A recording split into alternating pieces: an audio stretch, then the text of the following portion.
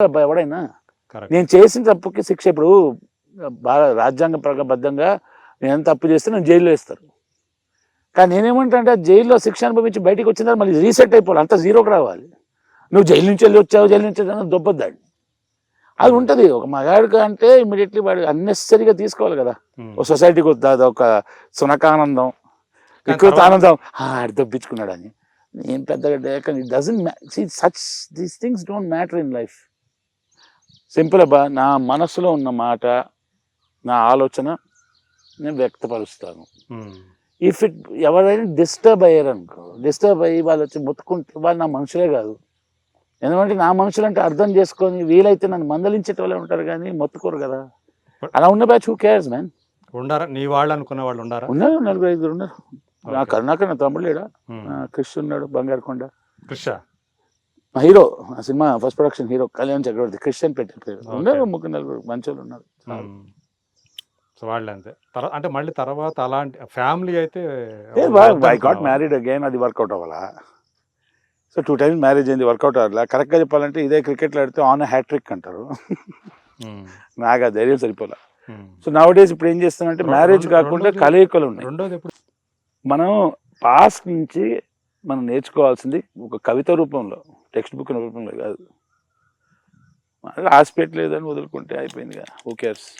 కానీ ఏదో ఒక పాయింట్ ఆఫ్ టైంలో మనకు ఒక తోడు ఉంటే కంపానియన్. అయ్యో I feel very strongly about that. కానీ వాళ్ళు వచ్చిపోతుంటే బాగుండదు అనిపిస్తుంది. పర్మనెంట్గా పార్కింగ్ చేస్తే కష్టం. ఎస్పెషల్లీ ఎందుకు నేను ఏమంటున్నా అంటే, ఎస్పెషల్లీ ఒక మగాడు ఉన్నాడంటే ఆడవాళ్ళని తక్కువ చేసి మాట్లాడడం నాకు ఇంట్రెస్టే లేదు. నేను నా మగాళ్ళ పాయింట్ ఆఫ్ వ్యూ, అది నా పాయింట్ ఆఫ్ వ్యూ నేను చెప్పుకుంటున్నా.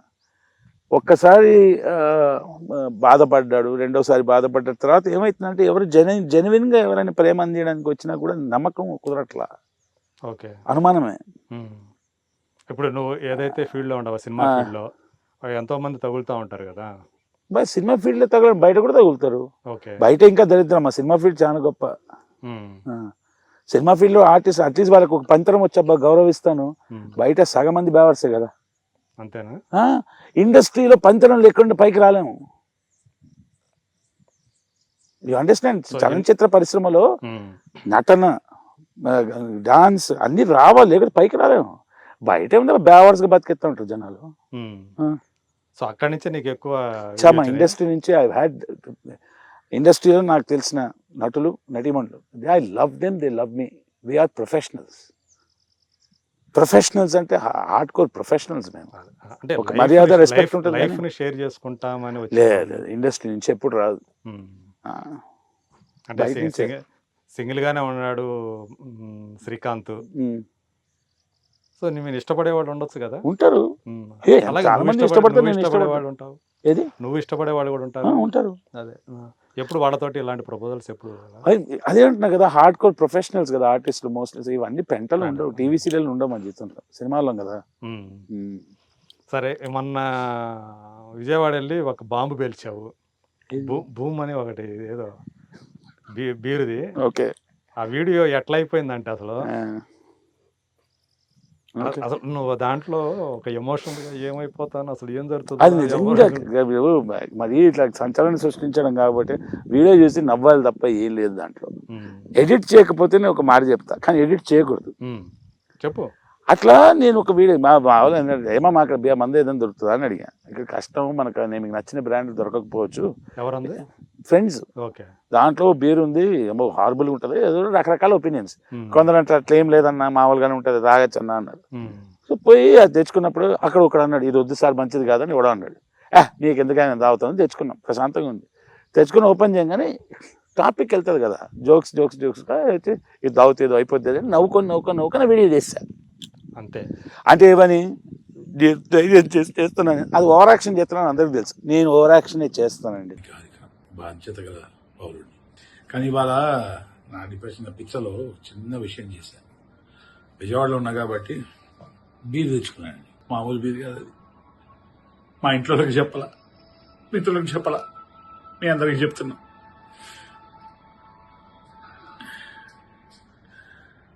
ఏమవుతుందో తెలియదు. చేసండి, గుర్తుపెట్టుకోండి, నన్ను మర్చిపోవద్దే. ఇట్లు శ్రీకాంత్ గారు పేరు మార్చుకున్నా కదా, శ్రీకాంత్ భారత్. సో అది- తాగి అట్లా అదే చేశా. కాదు. సో అట్లా తాగి అట్లా చేశా. చేసిన తర్వాత అందరు నవ్వుతున్నాం, మేము నవ్వుకుంటున్నాం. ఒకడు అన్నాడు, నువ్వు మా పార్టీని ఎందుకు అన్నావురా ఈ మాట, మా గవర్నమెంట్ని ఎందుకు అన్నావు, మా ప్రభుత్వాన్ని ఎందుకు అన్నావు మాట, నువ్వు బెజవాడకు వచ్చి నువ్వు మందు దాకా నేను శ్రీకాంత్ భారత్ అనే వ్యక్తి ఒక ఫన్నీ ఒక వీడియో చేస్తే అది పాలిటిక్సా? నాకు అవన్నీ కూడా బాధ. అరే నువ్వు కొంచెం ఏదో హట్ అయ్యేమో, నాకు ఎందుకు హట్ అయ్యో కూడా అర్థం కాల. దాని తర్వాత ఏదో తిట్టారన్న కింద కామెంట్లో ఆ కామెంట్లో. ఆ కామెంట్లు అనే ట్రోలర్స్ అనే వాళ్ళు ఎక్కడైనా ఉంటారు. అది అవును కదా, అదే అంటున్నా బా. ట్రోలర్స్ అంటే ఏంటి చెప్తాను. దొడ్డిలో బొర్లి బొర్లి తిరుగుతున్న జబ్బొచ్చిన పంది దొడ్డికి వెళ్తుంది కదా, ఆ దొడ్డిలో ఒక క్రిమి కూర్చొని దాని ముడ్డికి ఒక కూపు వచ్చి దానికి పస్సు వస్తుంది కదా, దాన్ని నాకే ఒక వైరస్ కన్నా నీచపోళ్ళు ట్రోలర్స్ అని నా అభిప్రాయం. అది బ్రెయిన్ ఉండనక్కర్లా, మరీ అంత విపరీతం.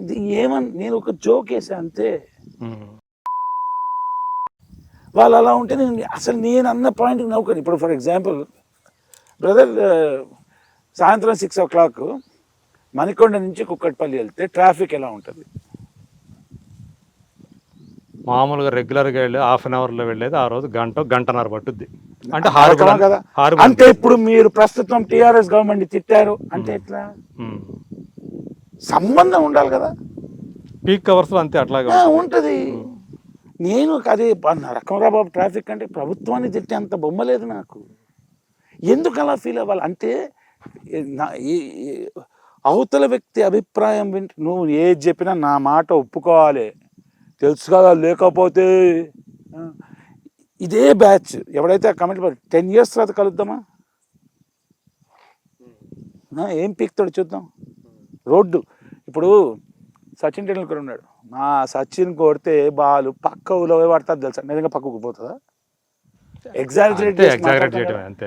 ఇప్పుడు మా నాన్నగారు ఉన్నారు, నేషనల్ రిమోట్ సెన్సింగ్ ఏజెన్సీ అని ఉండేది షాద్నగర్లో, ఎర్త్ స్టేషన్ ఉండేది. NRS national remote sensing agency అంటే ఏంటి? శాటిలైట్ ఇమేజెస్ క్యాప్చర్ చేసి వెదర్, ఇంటెలిజెన్స్, డిఫెన్స్ మెటీరియల్ అంతా కలెక్ట్ చేసుకునేది. దాని తర్వాత దాన్ని ఎన్ఆర్ఎస్సి అని చేశారు, నేషనల్ రిమోట్ సెన్సింగ్ సెంటర్ చేశారు. మా నాన్నగారు ఇస్రోలో పనిచేశారు. సో చిన్నప్పటి నుంచి అరే మన వాళ్ళు ఎంత పుడింగిలు చేస్తారు, జస్ట్ వెయిట్ ఫర్ 10, 15, 20 years ఆగండి రా, we will establish hour reign over the space అని మా నాన్నగారు చెప్పేటోళ్ళు. స్పేస్ కాదురా, సూర్యుడు కాదురా, అది మన రాజ్యం ఉంటుందిరా. నువ్వు చూడు, మన వాళ్ళు ఎట్లా అనుకున్నావు, సూర్యుడి దగ్గర పోయి అరే నీకు జ్వరం ఉందా అని కనుక్కునే రకం రా అన్నారు. అది నేను నవ్వుకుంటా ఒకటి బయట చేశా. ఎందుకు వెళ్ళారు చందమామకి అంటే కింద ఏలుబెట్టి చూశారు వాటర్ ఉందా అని. సూర్యుడి దగ్గరకు ఎందుకు వెళ్ళారంటే కింద ఏలుబెట్టి చూడడానికి జ్వరం ఉందా అన్న. దానికి ఒకటి రాశాడు, అరే ఇస్రో వాళ్ళని అని.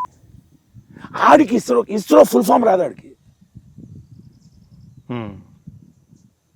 ఎందుకు ఆ రియాక్షన్ ఇవ్వాలంటే frustrated troller. What is a troller చెప్పే కదా ప్రొసీజర్. దరిద్రం, ఏమి పీకలేనోడు పక్కనోడు విమర్శిస్తాడు. సాధించే వ్యక్తి టైం ఉంటుంది కదా అబ్బా జీవితం. నేను మామూలుగా మా మిత్రులకి మా తమ్ముళ్ళకి డైరెక్ట్ మాట అంటాను, తప్పులు చూస్తూ ఉంటారు కదా, ఎంతకాలం బతుకుతారు, వాడు పోయిన తర్వాత ఏం చేసుకుంటారు, తప్పులతో ఊరగాయ చేస్తారు, ఆవకాయ వదిలేద్దాం భయ్, ముందుకెళ్దాం భయ్, అంతే కదా. అసలు నువ్వేం చేస్తున్నావు? నేను అవతల వ్యక్తి గురించి ఒకటి ఏదో కమెంట్, నీకు ఎవడైనా మాట్లాడతాడు, అది మీరు మాత్రం అలాగే మాట్లాడండి, ఎదగొద్దు, అలా దరిద్రంగానే ఉండాలి. శ్రీకాంత్ భారత్ అని ఒక వ్యక్తి ఏంటి అంటే పగిలిపోయిందిరా బాబు ఈ సమ్మర్ అంటే ప్రభుత్వాన్ని తిట్టినట్ట, ఓ పొలిటికల్ పార్టీని తిట్టినట్ట. బ్రెయిన్ ఉండద్దు. పాలిటిక్స్ గురించి నాకేం తెలుసు. నేను మా కరుణాకర్ మా ఫ్రెండ్స్ అందరు కూర్చొని రాత్రి సిట్టింగ్ వేసినప్పుడు పెద్ద పెద్ద డిసిషన్స్ ఇట్లా తీసుకుంటాం. లేదు మా G20 కాదు G32 ఉండాలి. G20 అంటే ఏంటో తెలియదు నాకు, అవునా? ప్రభుత్వం కాస్ట్ పాలిటిక్స్, ఈ పాలిటిక్స్ నాకు తెలియదు భయ్.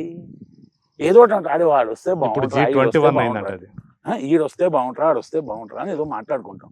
దట్ డజంట్ మీన్ సెంట్రల్ గవర్నమెంట్లో ఎవరు రావాలంటే నేను మా మోదీ భక్తునండి. మా నాన్నగారు మా తాతగారి నుంచి RSS. గర్వంగా చెప్పుకుంటా అసలు నాకు I'm the greatest Hindu in the world. You know why? Because I don't believe in God. దేవుడే లేదని గట్టిగా ప్రగాఢమైన నమ్మకం పెట్టుకునే హిందువుని నేను. That is the only religion which gives me that అని అన్నందుకు మిగతా రిలీజన్స్ తిట్టాను. నాకు సంబంధం లేదు మిగతా రిలీజన్స్తో. మీకు జిలేబీ అంటే ఇష్టమా? ఇష్టమే. అంటే జిలేబీ అంటే ఇష్టం అంటే తిడతా? అలా ఉంది. పొద్దున్న లేచి ఏదైనా ఉద్యోగానికి వెళ్ళి పొద్దున్న లేచి నేను సాధించాలి, నేను జీవితంలో ముందుకెళ్ళేటోళ్ళకి ఆలోచనలు ఉంటాయి. వీళ్ళెంత ఇప్పుడు నాన్నగారు ఇస్రో కదా, అంటే ఆయన సైంటిస్ట్ కదా, అంటే ఎక్కడ ఆయన చేసినట్లో నువ్వు చూసిన దాంట్లో నాన్నగారికి సంబంధించి ఆయన అచీవ్మెంట్లు ఏదైనా ఉన్నాయా? ఆయన అచీవ్మెంట్ అంటే హీ వాజ్ అ సైంటిస్ట్ అబ్బా. ఎందులో ఏ ప్రాజెక్టులో ఆయన రిమోట్ సెన్సింగ్ కానీ ఎస్పెషలీ రిమోట్ సెన్సింగ్ ఎలక్ట్రానిక్స్ అవన్నిట్లో తోపు ఆయన.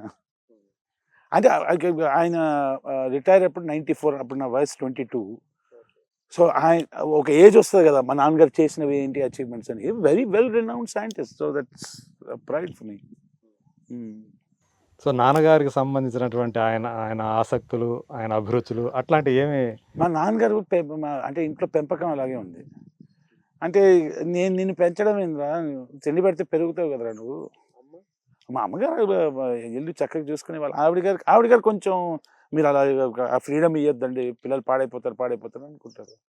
వాళ్ళు రెండు, మా నాన్నగారు నన్ను పెంచిన విధానం కానీ మా అమ్మగారు నన్ను మా నాన్నగారు నన్ను చూసుకున్న విధానం, మా అమ్మగారు నన్ను పెంచిన విధానం నాకు నష్టం కలగాలని కాదు కదా, ప్రేమతోనే. మొత్తం ఎంతమంది మీరు పిల్లలు? నేను మా అన్నయ్య ఇద్దరే.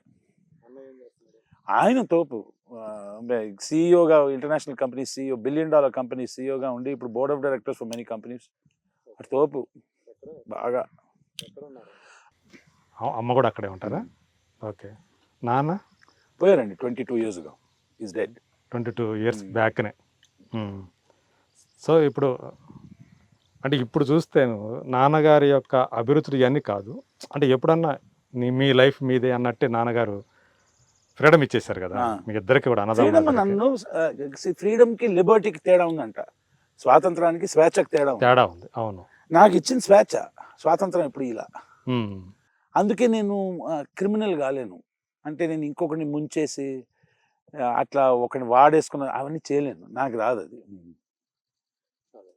సో ఇది మొత్తానికి సినిమా రంగం ఎంచుకున్నావు, కళారంగం ఎంచుకున్నావు. ఆర్ట్స్, నీకు ఆర్ట్స్ అంటే ఇష్టం బాగా, ఎంచుకున్నావు. సో ఇప్పుడు చూసుకుంటే ఇప్పుడు ఎన్ని సంవత్సరాలు అయింది? 2004, 19 years. 19 years. సో ఒక నటుడిగా చేస్తూనే మళ్ళీ నీలో ఉన్నటువంటి ఒక దాని అంటారు సృజనాత్మక క్రియేటివ్, దాన్ని ఆ క్రియేటివ్ సైడ్ని కూడా సాటిస్ఫై చేయడం కోసం డైరెక్టర్ అయ్యావు.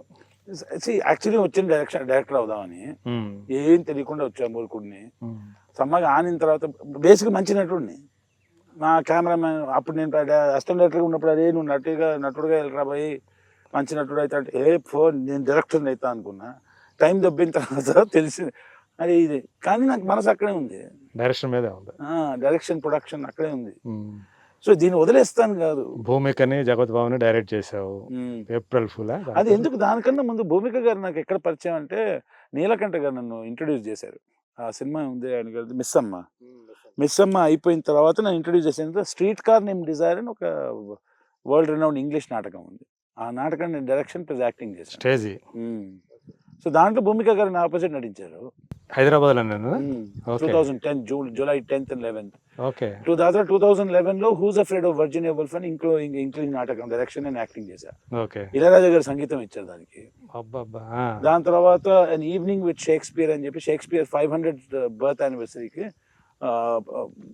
షేక్స్పియర్ నాటకాలు వేసాం. అట్లాంటివి చిన్న చిన్న ఇంపార్టెంట్ సీన్స్ ప్లే చేసాం. దాంట్లో నేను 5 వేషాలు వేసా, డైరెక్షన్ కూడా చేశా. దాని తర్వాత 2013లో John F Kennedy 50th birth యానివర్సరీకి ఇంగ్లీష్ నాటకం రాసి డైరెక్షన్ చేసి యాక్టింగ్ కూడా చేశాను.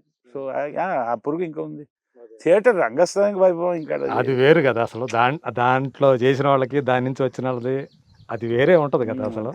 ఆ ఫీలింగే వేరు కదా కంప్లీట్లీ. ఇవాళ కూడా నేను ఇప్పుడు నేను యాక్టర్స్ ని కూడా ట్రైన్ చేస్తున్నాను కదా, సెలెక్టెడ్ యాక్టర్స్ కొంతమంది ఉన్నారు, I train them still.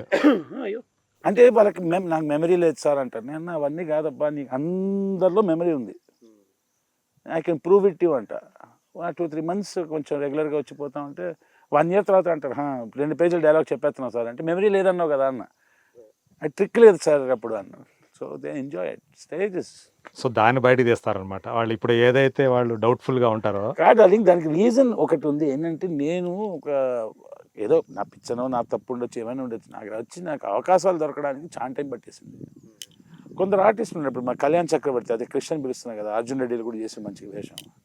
One of the fine artists అబ్బా, ఎక్స్ట్రాడినరీ ఫైన్ యాక్టర్.